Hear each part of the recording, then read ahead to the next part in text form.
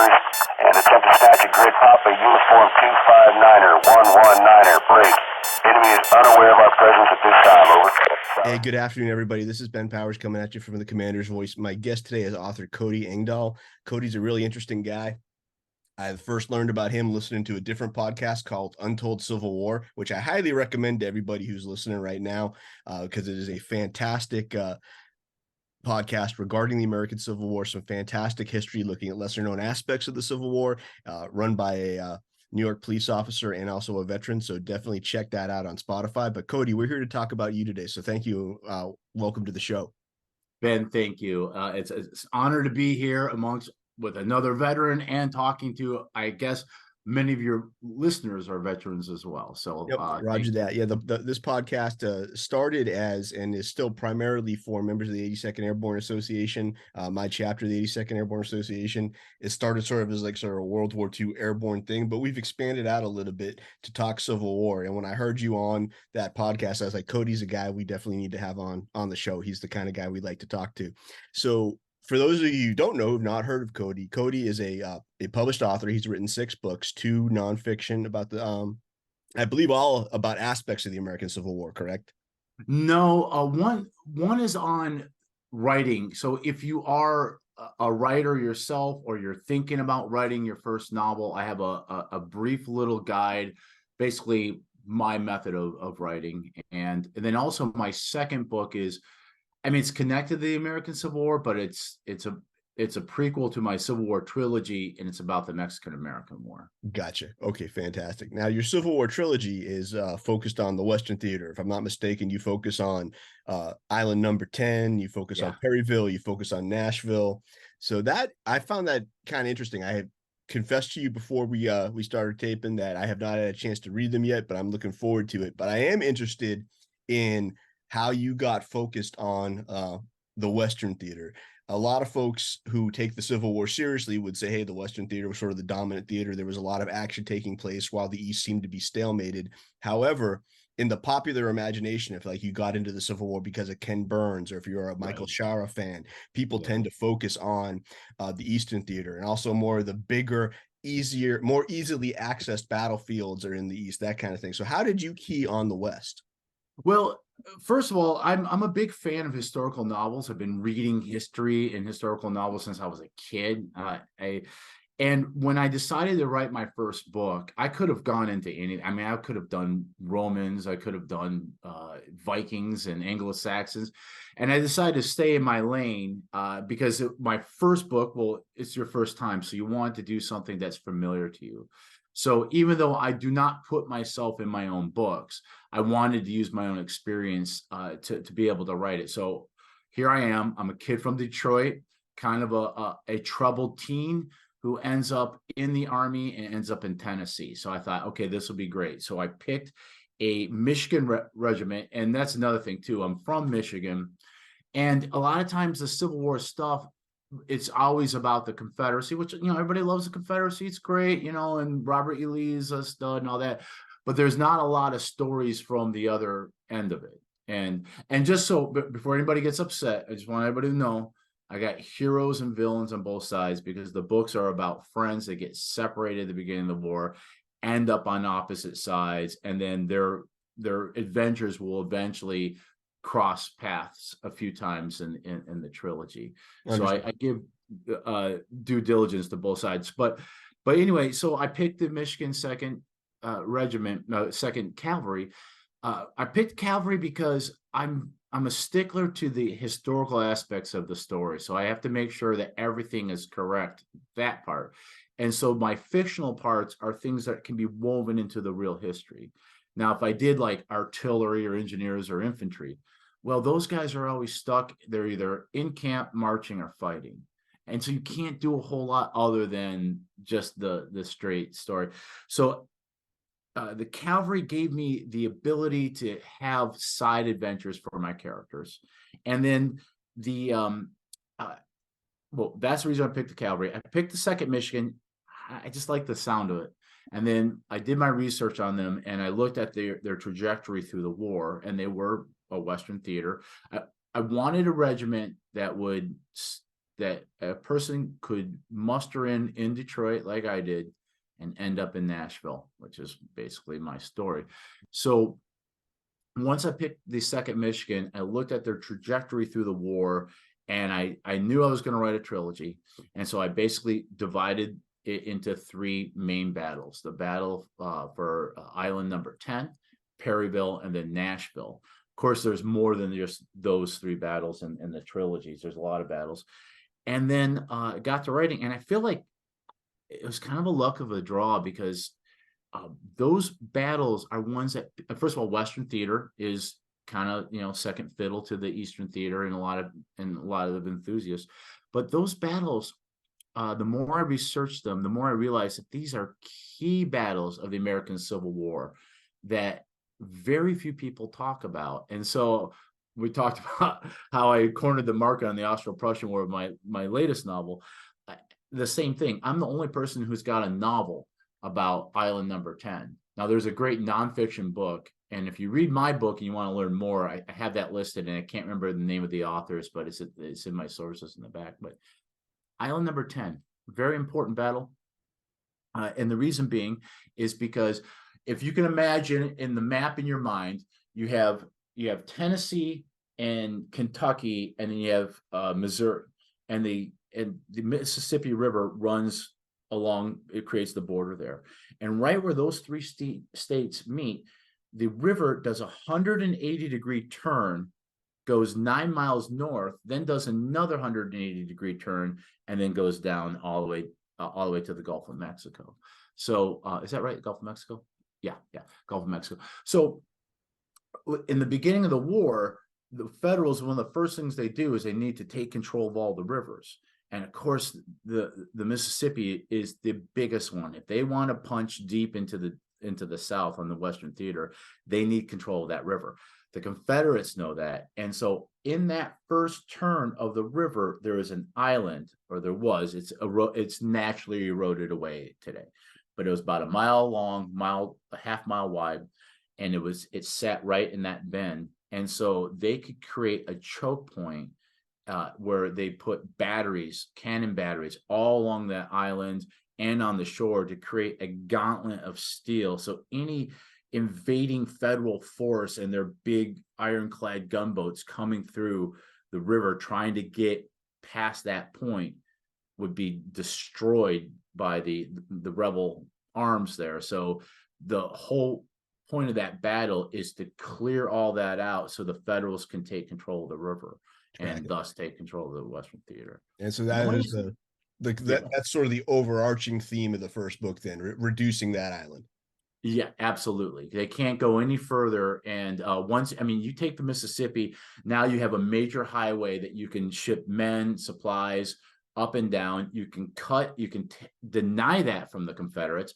You can also deny that from the Confederates making any money, because they use the river to sell cotton. They ship the cotton down to New Orleans and then off to Liverpool, England.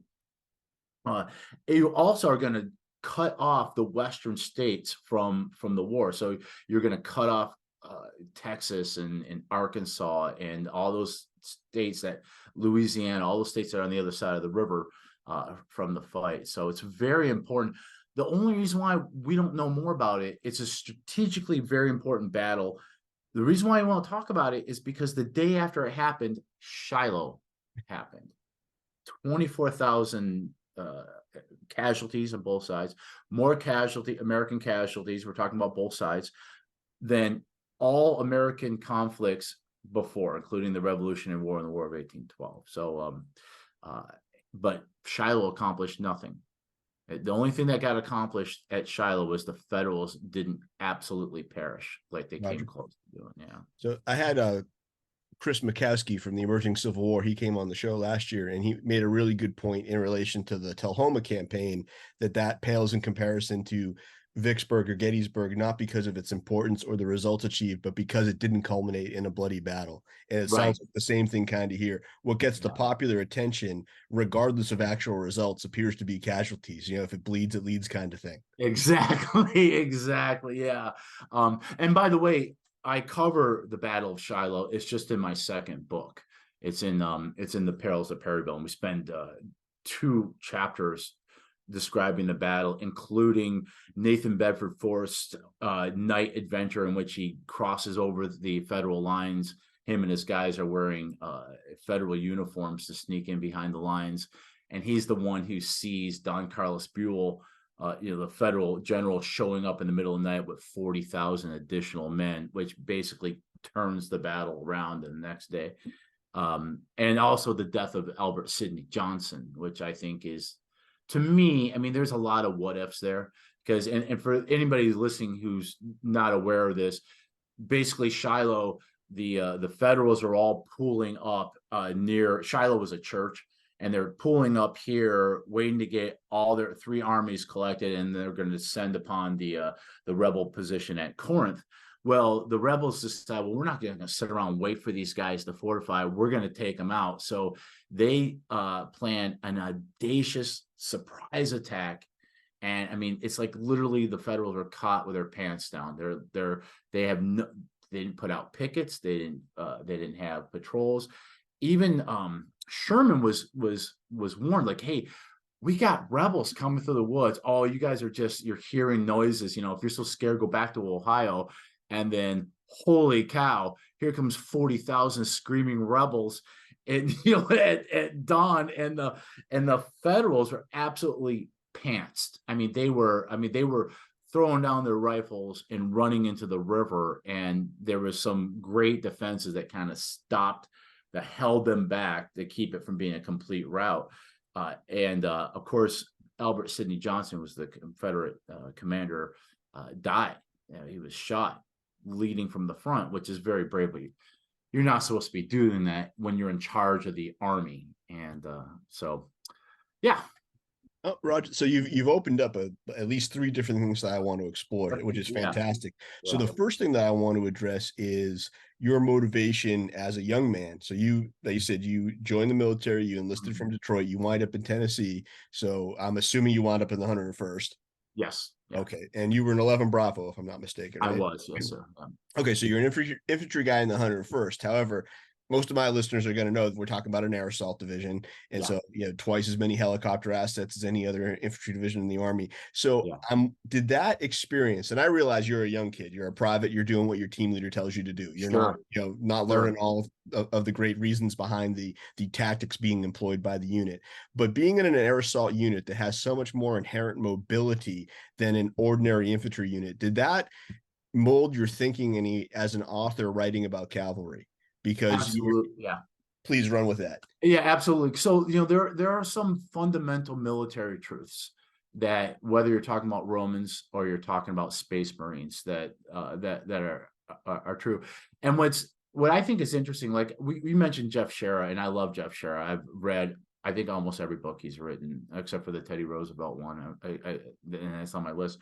But a lot of his stuff is like the generals, and even like, well, yeah, the movies, like Gods and Generals and Killer Angels. You're seeing Lee, and that's interesting. And I do a little bit of that in my books, but my book is about the young, stupid privates like me, and kind of a worm's eye view of the battle.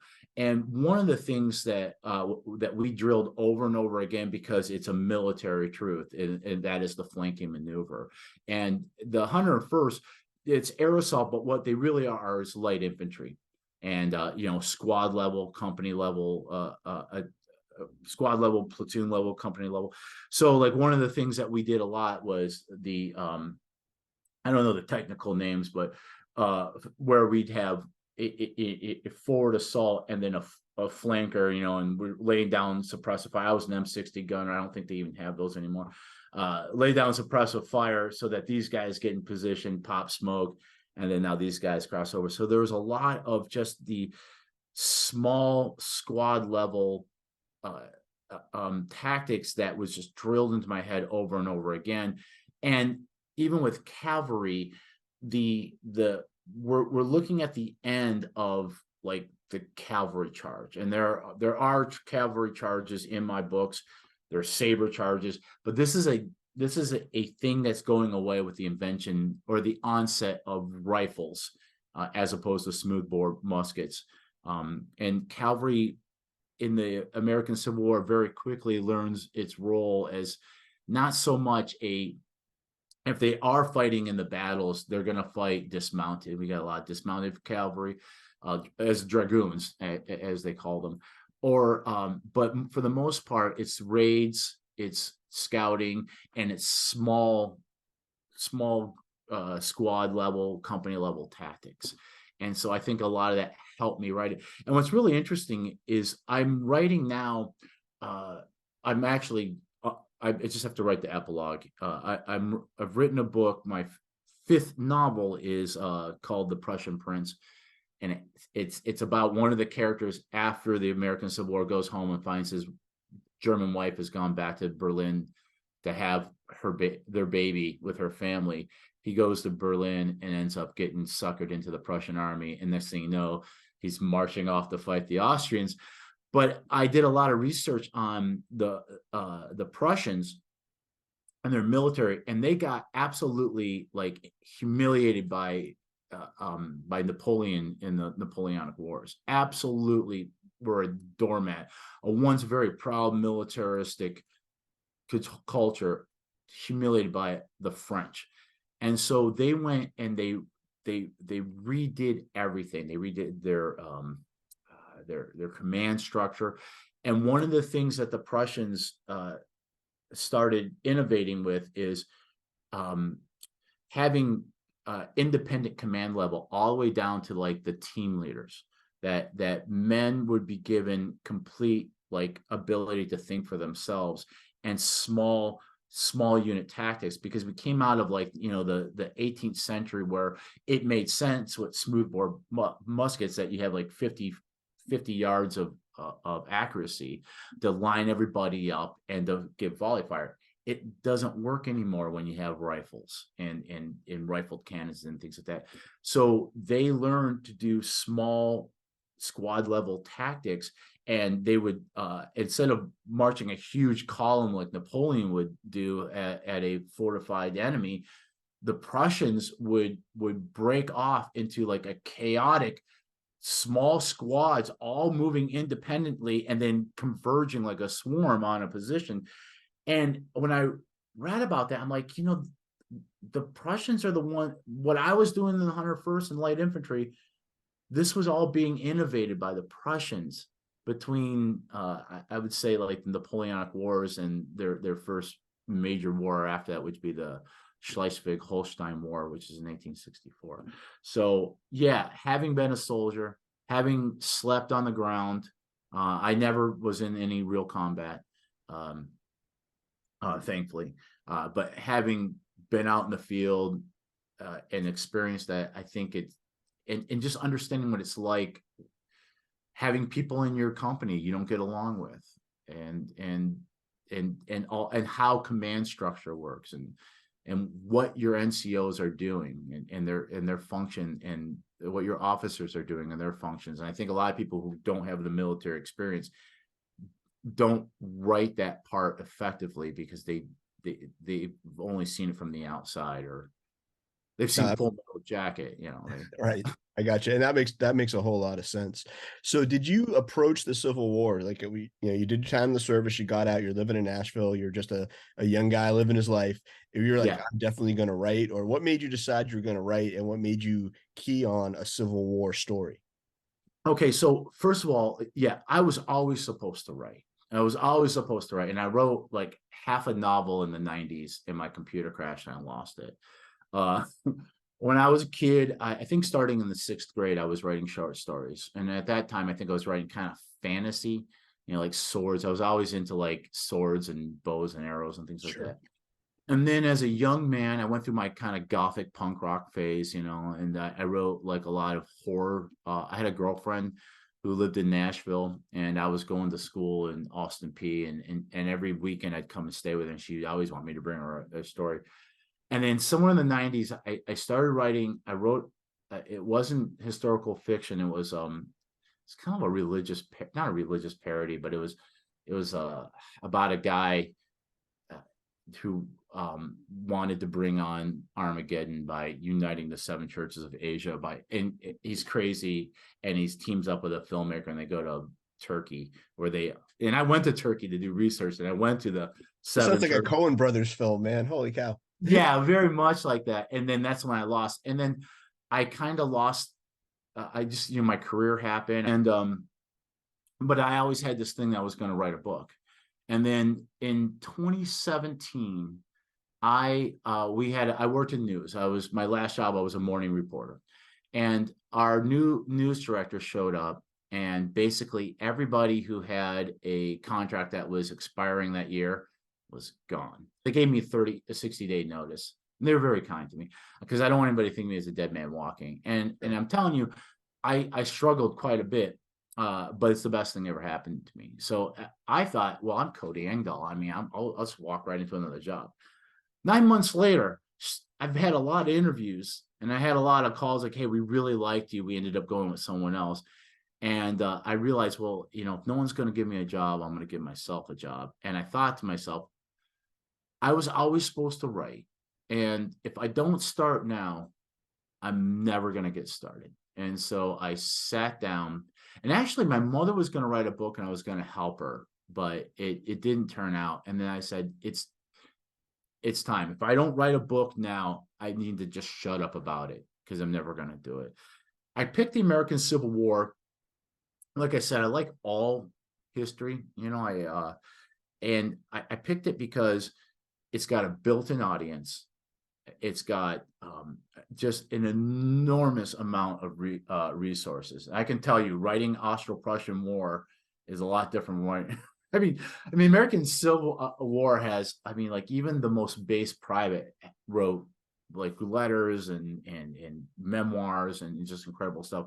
So the resources were there. The most of the battles I described in that trilogy, and I think maybe all of them, I've been on the battlefield. I've walked it. The Battle of Chickamauga is in Blood for Blood at Nashville. And I stood right at the point where Longstreet broke through the center of the Federal line. And it's one thing to read about it. It's another thing to stand there and see the lay of the land. The Battle of Fort Donelson's in my first book, and Fort Donelson's right on the Cumberland River, and standing there and imagining those big, ugly, black Federal gunboats coming around the bend, puking out black smoke and soot into the air, and must be terrifying. And if you stand there and you look at it, you can imagine it much more than reading about it. So yeah, it was a good place for me to start, and I'm glad I did, because it all kind of works together. I'm a fiddle player, as you probably know. Sure thing. And I get invited to a lot of things. I get tables comped to me, because as long as I come play my fiddle, and I play Dixie and Battle Hymn of the Republic and all that, they go crazy for it.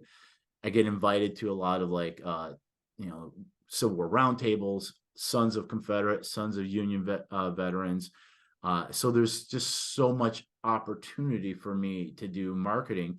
And even though as an author, my series is now moving away from the American Civil War, I will always be connected to it, because it starts there. And the series I'm writing right now is going to have 12 books, and I'll always need people to read Rampage on the River to get started. Although I will say that any of my books can be read independently of the others. Understood. So you've again, so much more material to just talk about here. So you're talking about, this is going to be a 12-book series, and Yes, we're in the Austro-Prussian War right now. And I guess it's what, book 5, book 6, book 5, right? It's book 5. Yes. So without giving away the form, are we looking at World War I, World War II, because we're dealing with Germany? Is that where the arc might be going?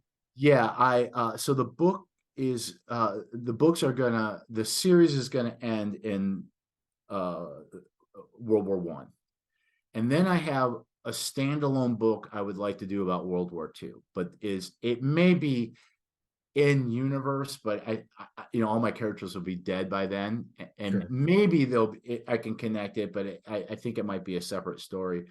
But yes, and it's funny, because when I first started my project, my first thought was Bernard Cornwell's Sharp series, where you're following Sharp and the 95th Rifles and in the Napoleonic War. And so I thought I'd do the same thing. But then I realized, like, I don't want to just pump out like a same thing over and over again and be. So the trilogy was called the Second Michigan Cavalry Chronicles, which is I can't even say it. It's and then I was like, well, but the fourth book is a prequel that takes place in the Mexican War, or at least the last third of it is in the. It's bigger. It starts in France. It's an epic novel. I couldn't call that the Second Michigan Cavalry Chronicles because they have nothing to do with it. So I temporarily renamed the series Cavalry Chronicles, but even that had me handcuffed. And so I've now changed the series it's now called The Long Century. And the reason being is in historical academia, they sometimes refer to the long 19th century, starting with the French Revolution and ending with World War I. And the reason being is like socialism, nationalism, communism, authoritarianism, all these things are coming out of the French Revolution and the wars that followed.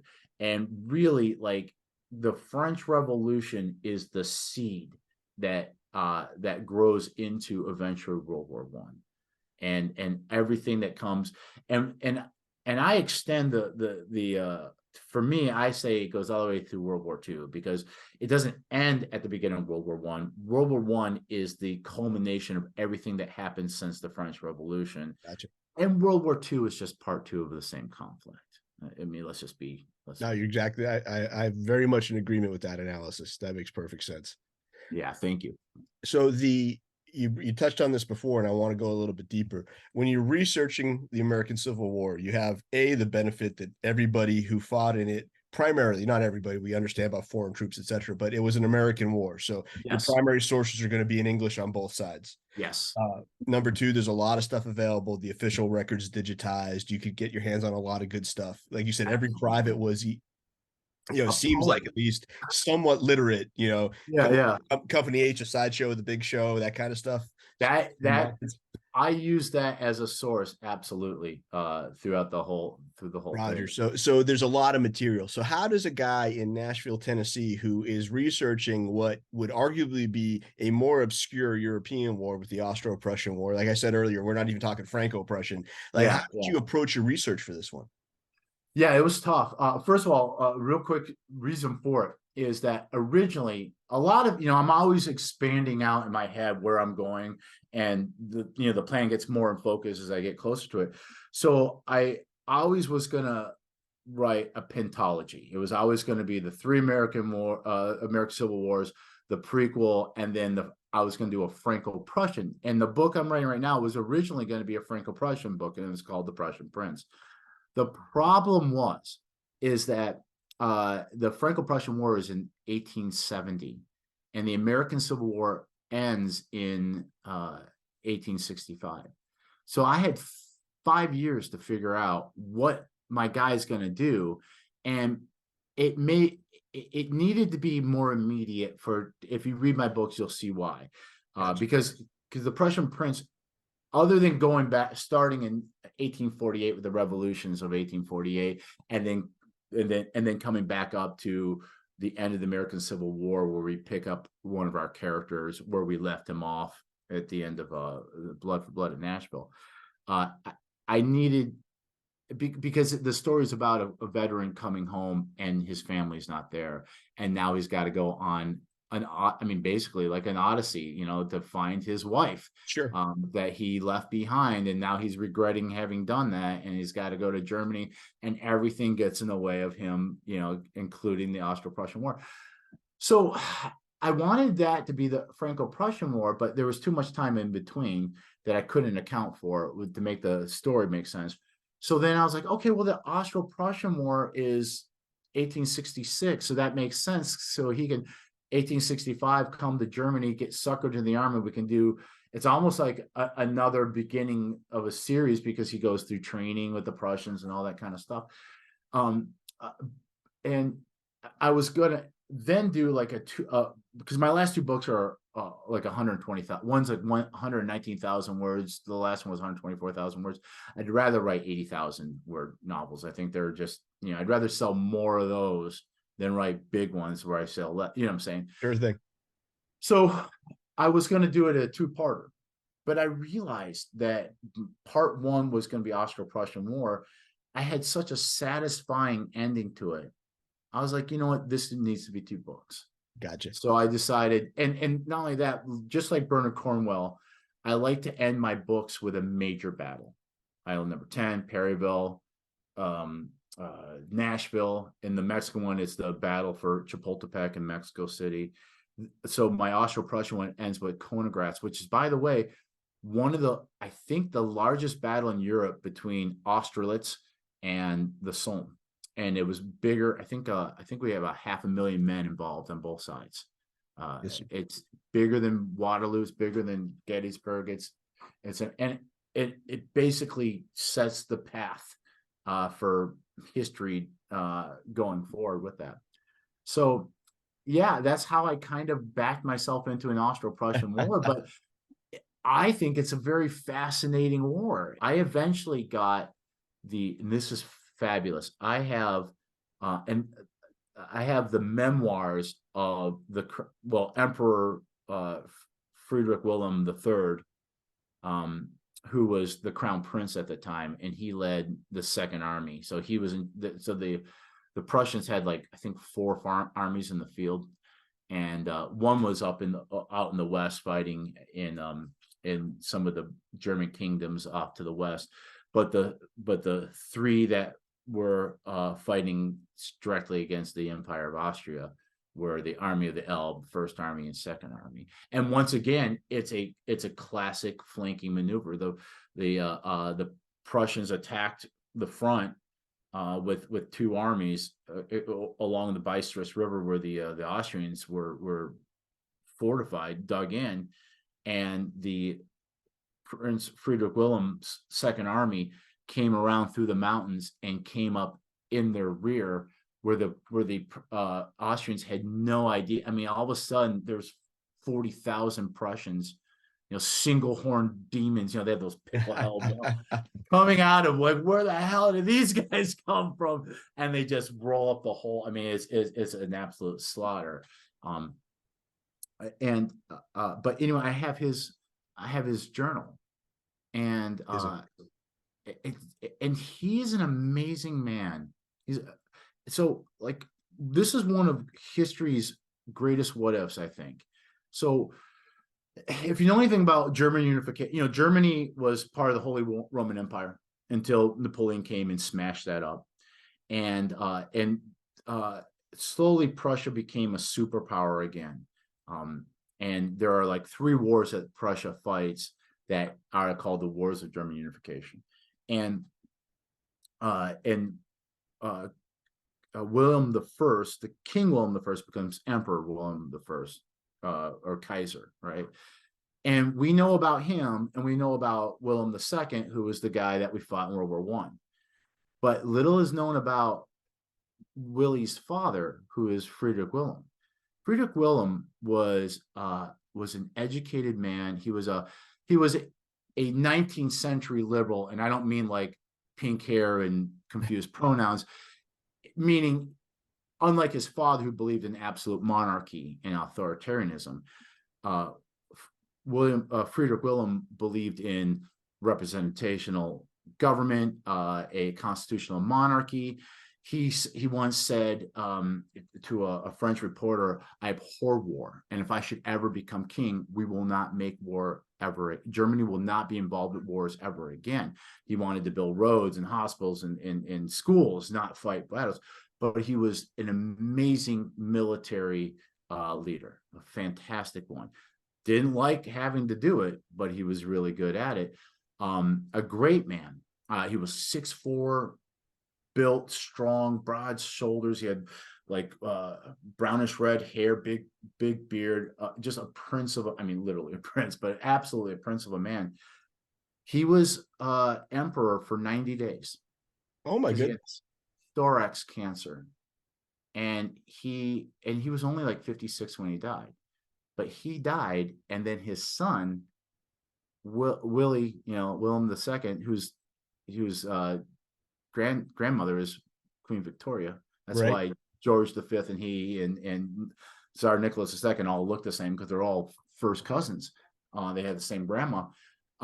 Willie took over, and Willie was not the man his father was. And if you think about that, I don't think there would have been World War II if Frederick William, who would have been, I mean, Franz Joseph, the Emperor of Austria, was still alive.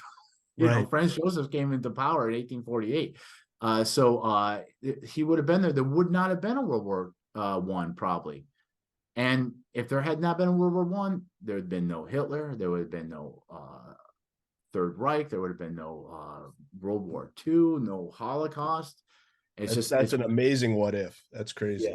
Yeah, it really is. It really and it's is. also very illustrative of what you're talking about, that long century, and just really cool talking about how the idea of going from absolute monarchy to monarchs who believe in representational government. I mean, this is a really fascinating thing for you to be introduced into fiction readers.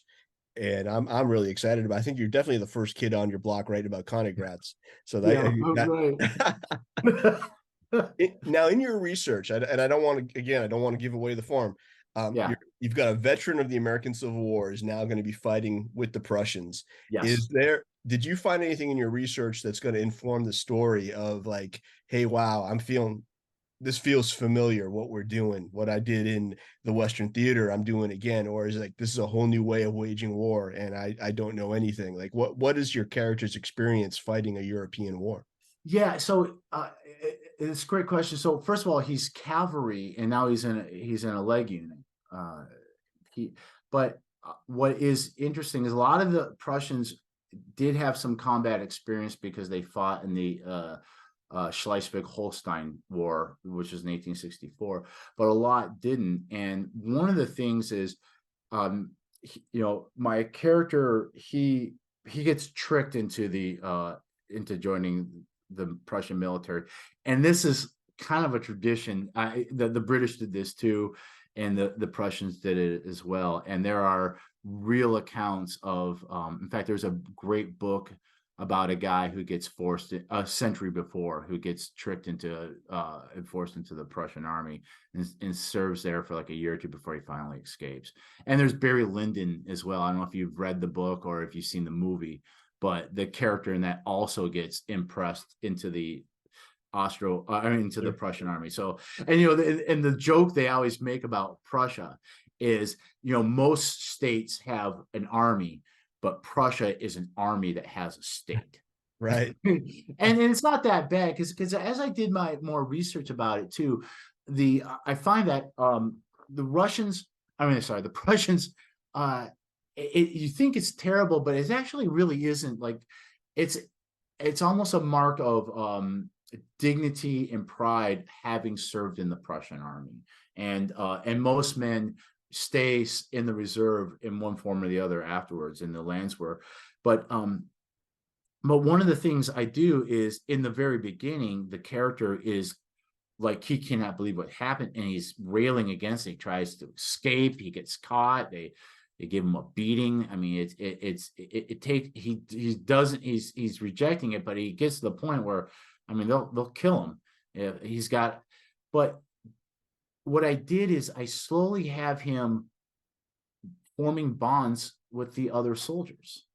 And also he has he doesn't even realize it, but he's got all this like beat into him from the American Civil War, real experience. So he, not even realizing, can do things because he has all this experience, and they start admiring him, and not admiring, but they start accepting him as one of their own, and he starts accepting, to the point where in the book there's a point in which he has an opportunity to be basically excused from the battle, and he's like, they're being attacked, I can't leave my friends behind. And And this character, what I like about him is he's a coward. He's a guy who doesn't want to be there. He's a nerd, kind of a slacker kind of guy. But when the chips are on the table, he always comes through, and he's brave when he needs to be. No, I got you. I understand. I didn't want to write a biggest dickus who's I read so many of these books where the character is always the most handsome, and he's the tallest, and he's the baddest, and he's great at everything. He's a male Mary Sue. I wanted my guy to be scared a lot, but yet, and I think that's what makes you brave is not being scared is just being a fool. Being afraid and still being able to function and do your duty, that's bravery. No, you're exactly right. No fear, no bravery. That's Exactly. the bottom line. Yeah. You're just an idiot. So I'm excited to read this. I got to admit, Cody, I'm very much looking forward to this. So a couple more questions, and then we can start wrapping it up. So you have left reporting, you're gone into writing, you're writing this wonderful, series of books. You're focused on the American Civil War. Did you have the American Civil War as like an avocation? Were you reenacting, doing living history, or did you get into that and the fiddle playing and all that as a way to promote your writing? Like, what was your progression into the multifaceted individual you are right now? Yeah, great question. First of all, music has always been a passion for me, and I won't go into the long story, but I always wanted to play the violin. My dad wouldn't let me because my sister, who's older, played, and she quit. And my dad's like, I'm not buying another damn violin. So I didn't start playing violin till I was 40. But I played other things, and I love playing it. And I've always liked things of the past. So I like, I got into old timey music here in Nashville, which is kind of like, the people who don't know it, a lot of people think it's bluegrass, but it's bluegrass is a 20th century invention. Old time is the older stuff that bluegrass kind of comes out of. So I was already playing that kind of 19th century music anyway. And then as far as reenacting, yeah, I've always liked it, and I always thought it was really interesting. Any kind of reenacting. Up in Michigan, they do War of 1812 because that was fought up there. So I always loved that stuff. I always wanted to get into it, but never really made the push. When I started writing the Civil War, well, that was half the Civil War tunes we were already playing in jams, and I have a band that does historical things. So I already could play like half of these songs that are Civil War songs. So that just kind of worked, on accident, or maybe not accident, but two things that I were passionate about kind of converged there. Cool. And then I got kind of shanghaied into the Sons of Union Veterans because I do have and I didn't even know this until I wrote my second book. I found out that I do have a great grandfather who fought in the American Civil War. And the reason why is because we always thought he came from Sweden after the war. Gotcha. But we found out that he actually came before the war, fought, re-upped, finished the war, went back to Sweden, got his wife and kid, and then came and settled in Nebraska. That's where my family's from. Gotcha. But I started doing shows and things like that, and I got the jacket, and then put together a uniform. And I'll tell you the truth, I've been very nervous about wearing it because this is what's great about writing Austro-Prussian War. No German or Austrian gets offended if I make one side good and one side bad or whatever like that. But as you know, the American Civil War, even today, is still just a minefield of bad feelings on both sides. You got to walk on eggshells around some people. So I didn't want to wear a Union uniform, especially here in the South, because I want to sell books to people who may be big fans of the Confederacy, and not in a bad way. I mean, just like in a historical way. Well, I understand what you're saying. Yeah, but I'll tell you, I finally challenged myself to. I got invited to work a table at one of these events, and I was like, what, I'm just gonna do it. I'm gonna wear the uniform.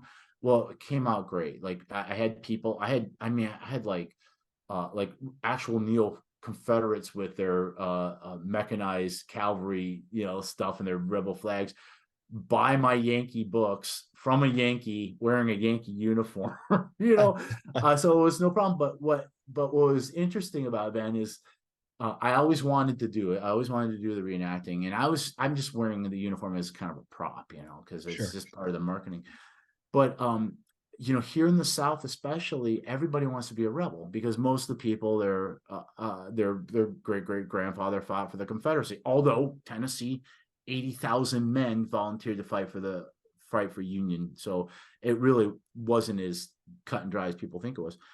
But they never have enough Union guys, for the Confederates to shoot. So this guy came up to me. He's like, hey, you wanna shoot some muskets tomorrow? We're doing the reenactment. We could use more guys in the rank. I was like, are you kidding me? Yes. And so we got the muskets, and we did the drilling, and then I got to do the reenactment. And Ben, I mean, I was just like a little kid. I mean, I felt like I was 12 years old, and I was tearing off, paper cartridges and pouring the black powder and ramming the paper in there and priming it and firing. And it was a really neat experience for me because now, they said, have you ever fired, did anything like that? I said, well, with an M16, not Right. with a musket. But like just things that you don't know until you know, like for example, I mean, it gets hot, but I mean, that barrel gets, I shot 33 rounds on the first day. That barrel gets piping hot, and you have to deal with that. It's tough getting the cartridges out and the caps. And the other thing was, I finally ran out of ammunition. I told Sergeant, I ran out of ammunition. He goes, all right, go ahead and die. So at that point, I wait for the Confederates to fire a volley. And I fall down, and I'm laying on the ground. And two things happen. One is the Confederates moved forward, and all of a sudden, Ben, I mean, I know these are guys that I just I've been seeing all day at the event. I got scared. All of a sudden, I'm like, oh my God, here they are. They're here. They're walking up, and they're stinging right over me. I'm like, that's the enemy. I had a flash of panic doing that. And then the other thing was, we had cannons, and both sides had about 4 cannons. And I've been around cannons. I love it. I love that percussive punch you feel in your chest. I write about it all the time, about characters feeling it first as they're getting closer to the battle, and then eventually hearing it. Even Prince Friedrich Wilhelm talks about that. But it's one thing to experience artillery going off while you're standing on the ground, you got your feet on the ground, right? But when you're lying on the ground and most of your body's in contact with the ground, that shock wave that comes from a cannonade, especially when they fire off 4 cannons all at once, is amazing. It's an unbelievable experience.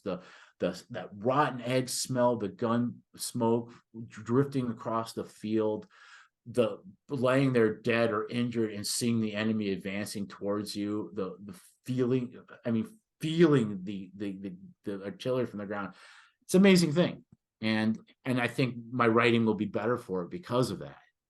That's awesome. And that actually sets up, I got 2 more questions for you. I don't want to detain you all day, but you kind of already answered it with what you gave me, but in your military experience, did you ever have, because you all have that, you're out on the LPOP at 2 in the morning and it's raining and it just sucks or anything. Was there any one experience you had as a soldier that like, yeah, I got to get this into a scene in the book, just maybe when I felt at my lowest point, or something that was particularly miserable with some blisters on a road march or something? I got to get that for similitude into my writing. Did that ever happen? I'll tell you, I've fallen asleep on road marches while marching. I don't know if there's anything like direct like that. I do have, like, I remember like it being like you said, 2:00 in the morning, and it had been flooding, and we were waiting for the helicopters to come pick us up. And I was up, I'm literally in a foot of water using my rucksack to keep my head above. And I remember going, be all I can be. This is all I can be. And then another time was we were doing a night maneuvers, and once again the flanking attack, and I'm a 60 gunner, and we didn't have any we were supposed to, we had a lieutenant who's got a radio, and we're set up with all our guns. I think we had a bunch of saw gunners and M60 gunners, and it's 2:00 in the morning, and I'm just sitting there, and I learned how to like sleep on my gun and be able to immediately like wake up if someone walks behind me. You know, you learn that. I mean, I should admit that. You know, I'm just gonna tell you right now, I was not the best soldier. It's been 30 years. I think you're good. Yeah, right. But I remember the lieutenant going, okay, all right, fire, and we're all just sitting there, and he goes, fire, damn it, and we're like, sir, we don't have any ammunition, and we didn't have any blanks or anything like that. And he's like, wow. yo, bang. And so we're like, I don't know, like 500 yards from the target, we're going, bang. And I was like, what if aliens landed and saw us, you know? And the whole thing was a disaster. Like, I mean, our lieutenant had got us lost the day before, and we were supposed to do a live fire thing, and that was a debacle. We had like the flanking guys running through the objective while we were still firing. Oh my gosh! I had to stop it, and then I fired the Dragon. At that point, I was the new guy, so I had to carry the Dragon, and I was supposed to. They gave me no training on it, and they were going to have some other guy do it. And I said, no, I've been carrying this thing, I'm firing it. And so so everything's gone wrong. And my lieutenant's like, Engdahl, go fire the Dragon. I'm like, sir, my rifle's James grabs my rifle, throws it, like, go fire the Dragon. I'm like, yes, sir. And run out there, and I got, you know, the evaluator behind me keeping notes, and I'm huffing and puffing. I'm putting the thing together. I just got like a 15-minute before how to do it, and I get it, and I go, click. And the thing they didn't tell me was that I thought, like a gun, you fire a gun and it shoots, but when you fire the Dragon, it you know. So I went click, and then and thank goodness it was a cement head, but the rocket went like 20 feet, plowed it into the ground, and covered me and the rest of my platoon in dirt. And they were teasing me like, Engdahl was $5,000 trench. Oh my gosh, that's amazing. What a great story. Oh my goodness. So yeah, I think you're uniquely qualified to write for the private's perspective, Cody. That's for sure. Yeah, thank you. Awesome. So, and my last question is, as I don't think we could top this. I was going to say my last question is just for fun, but that was a super fun answer. In your experience, favorite Civil War battlefield, just out of curiosity? I would say of all the ones I've been to, and I've been to a lot, I would say Shiloh. And Ben, I can't tell you what it is. I think it was my first. Oh, and by the way, and this kind of goes back to your earlier question about why the Civil War and all that.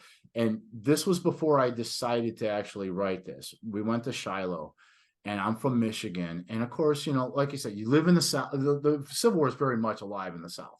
You know, we're up in Detroit. The way I learned about Civil War was just like something happened in history. And that wasn't, and they don't even teach it like we were on any kind of side. It's just like something that happened, right? And we went to Shiloh, and first of all, there's a weird kind of eerie feeling there that I don't get in any other battlefield.